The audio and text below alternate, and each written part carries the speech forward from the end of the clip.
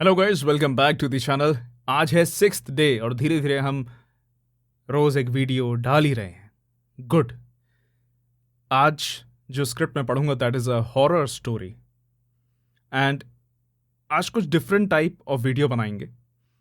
देखिए, to become a good voice artist एक चीज बहुत जरूरी होती है जो कि काफी बार इग्नोर करी जाती है, दैट इज ऑब्जर्व करना। आपको ऑब्जर्व करना होता है और अच्छे आर्टिस्ट्स को कि वो कैसे कर रहे हैं। अगर आप ग्राफिक डिज़ाइनिंग कर रहे हैं तो आप ये नोटिस करते हैं कि अच्छा, मैं अच्छे डिज़ाइंस निकालूं, उसमें नोटिस करूं लोगों ने कैसे कैसे करा हुआ है। उसके बाद अगर आप वीडियो एडिटिंग कर रहे हैं तो भी आप ये करते हैं नोटिस कि हाँ यार, मैं देखता हूँ कि कैसे वीडियो एडिटिंग करी है, कैसे एस एफ एक्स डाला, ये ट्रांजिशन कैसे करा, वगैरह वगैरह, इफ़ेक्ट्स वगैरह देखते हो। वैसे ही वॉइस ओवर में होता है कि आप सुनते हैं, आप ये नोटिस करते हैं अच्छा ऐसे न्यूएंसेस थे, इतना स्ट्रेस दिया, यहाँ पे पॉज लिया। ये ऑब्जर्व करना स्किल, ये भी एक स्किल है जो कि आना बहुत ज़रूरी है। तो आप ऐसे ऑडियोज़ निकालें जो अच्छी जगह पे अपलोडेड हैं, डॉक्यूमेंट्रीज अपलोडेड हैं, एंड आपको ये इजीली यूट्यूब वगैरह पे मिल जाएंगे। अब ये जो स्टोरी है मैं इसे परफॉर्म करूँगा, मैं इसे रिकॉर्ड करूँगा। आपको बीच में इंस्ट्रक्शन नहीं दूंगा कि कैसे मैं क्या कर रहा हूँ, क्या मेरी सोच चल रही है, नहीं, वो नहीं। जस्ट आप सुनते जाइएगा और नोटिस करने की कोशिश करिएगा कि मैंने क्या क्या करा। और अगर आप उसमें से कुछ एलिमेंट्स निकाल सकते हैं तो आप कमेंट भी करिएगा कि आपने ये नोटिस आप कर पाए, ये ऑब्जर्व आप कर पाए। ठीक। तो ये स्क्रिप्ट है होटल रेड मून। मैं नरेशन पार्ट करूंगा और जो भी मेरे डायलॉग्स होंगे वो करूंगा, फीमेल डायलॉग्स नहीं करूंगा ऑब्वियसली। चलिए शुरू करते हैं।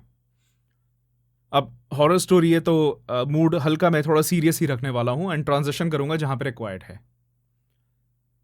मैं और प्रिया हमारे प्री वेडिंग फोटोशूट के लिए जयपुर आए हुए थे। हमारे साथ प्रिया की बेस्ट फ्रेंड रूपाली भी थी। मेरी मंगेतर प्रिया की बॉन्डिंग मुझसे भी ज्यादा अपनी फ्रेंड रूपाली से थी और उसी ने इंसिस्ट किया था कि हम उसे लेकर चलें।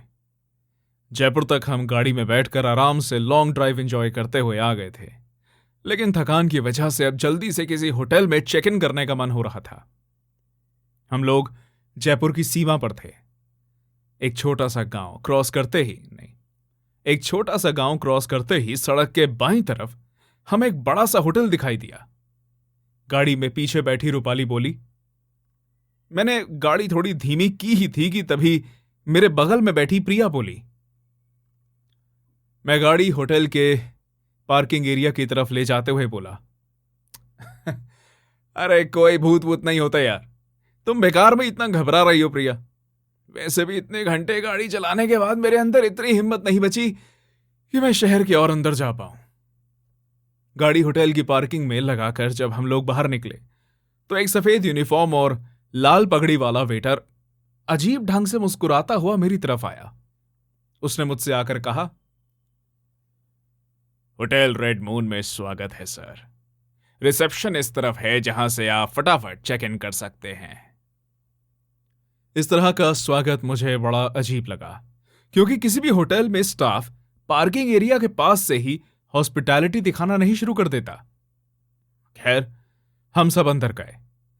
रिसेप्शन डेस्क पर एक लड़की बैठी थी, लेकिन उसके अलावा बाकी एरिया काफी खाली खाली लग रहा था। वो लड़की हमें देखते ही उठकर मुस्कुराते हुए बोली। मैंने कहा, हमें 2 कमरे चाहिए। एक कमरा मैंने अपने लिए लिया था और दूसरा मेरी मंगेतर और उसकी बेस्ट फ्रेंड के लिए। मुझे पैसे देकर फटाफट चाबी मिल गई थी। एक वेटर हमारे सामान के साथ हमें लिफ्ट से ऊपर 3रे फ्लोर तक लेके गया। जब लिफ्ट खुली तो हमने सामने कॉरिडोर में देखा, जहां दीवारों पर बल्ब होने के बावजूद अंधेरे और ठंडक का एहसास हो रहा था। प्रिया थोड़ी सिकुड़ती हुई मुझसे बोली। हमारा सामान लेकर आगे बढ़ते वेटर ने मुस्कुराते हुए कहा, आपको यहां गर्मी नहीं लगेगी, अपने कमरे में जाकर आराम से सो जाइएगा, हमेशा के लिए। उसकी बात सुनकर प्रिया ने एकदम से चौंक कर कहा। वेटर ने हंसते हुए कहा, अरे मतलब आपको इतनी गहरी नींद आएगी कि उठने का मन नहीं करेगा। लीजिए, आपके दोनों रूम आमने सामने ही हैं। वेटर हमारे कमरों के सामने हमारा सामान रखकर वापस लिफ्ट में चला गया। मैं रूम खोल ही रहा था कि तभी मुझे प्रिया की चीख सुनाई दी।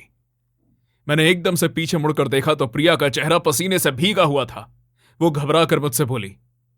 प्रिया की बात सुनकर मेरी और रूपाली की नजरें भी कॉरिडोर के एंड की तरफ गई, लेकिन हमें खुली बालकनी के अलावा ऐसा कुछ भी नजर नहीं आया। मैंने प्रिया को पहली बार इतना परेशान देखा था। शायद उसने ऐसा कुछ महसूस कर लिया था जो हम लोग नहीं कर पाए थे। मैं नहा धोकर कपड़े बदलकर लाइट बंद करके सो गया था कि तभी 1 घंटे बाद किसी ने दरवाजा तेजी से खटखटाया। पहले मुझे लगा कि शायद मुझे धोखा हुआ है, लेकिन तभी मुझे प्रिया के चीखने की आवाज सुनाई दी। मैं एकदम से बेड से उठा और मोबाइल का फ्लैश जलाकर दरवाजे की तरफ बढ़ा। अब तक इस फ्लोर पर ठंडक और बढ़ चुकी थी। जब मैंने दरवाजा खोला तो सामने कोई नहीं था। पूरे कॉरिडोर में एकदम घुप अंधेरा था। मैं फोन का फ्लैश जलाकर कॉरिडोर में इधर उधर देखने की कोशिश कर ही रहा था कि तभी मेरे फोन की रोशनी एक औरत के बेहद चौड़े और भयानक सफेद चेहरे पर पड़ी। उसकी आंखें एकदम लाल थी और मुस्कुराहट इतनी चौड़ी जो एक कान से दूसरे कान तक जा रही थी। उसका एक एक दांत चाकू की तरह पैना था। उस चेहरे को देखकर मैं एकदम से घबराकर पीछे हटा। तभी मुझे सामने वाले कमरे से प्रिया की दोस्त रूपाली की कराहने की आवाज आई। ओके, तो इतना कर रहा हूं मैं। अब ऐसी स्टोरीज के लिए जो एक बहुत बहुत जरूरी चीज होती है, that is music and SFX, जो पूरा गेम बदल देता है, जान डाल देता है। तो ये हमने परफॉर्म कर रखी है मेरे दूसरे चैनल पर।